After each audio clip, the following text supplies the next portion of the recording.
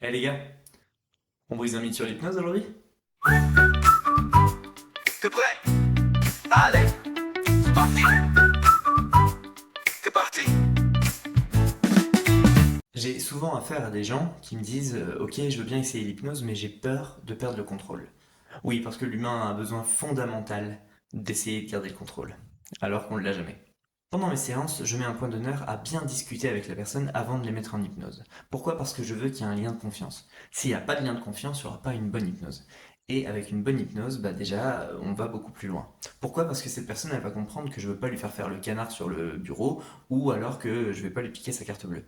À partir du moment où il y a cette confiance qui est intégrée, elle va se laisser beaucoup plus faire parce qu'elle aura confiance en moi. Et si elle a confiance en moi, elle sait que c'est mon métier et elle sait que je vais pouvoir l'emmener là où il est bon qu'elle aille. Maintenant, est-ce qu'on perd le contrôle quand on est en hypnose? Non.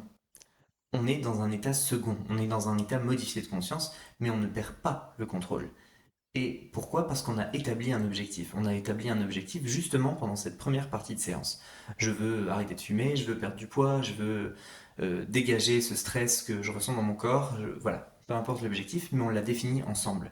Et c'est là où il y a une différence entre perdre le contrôle et aller vers son objectif, même si on ne sait pas trop comment faire. Et c'est là où moi, j'interviens pour guider cette personne vers cet objectif.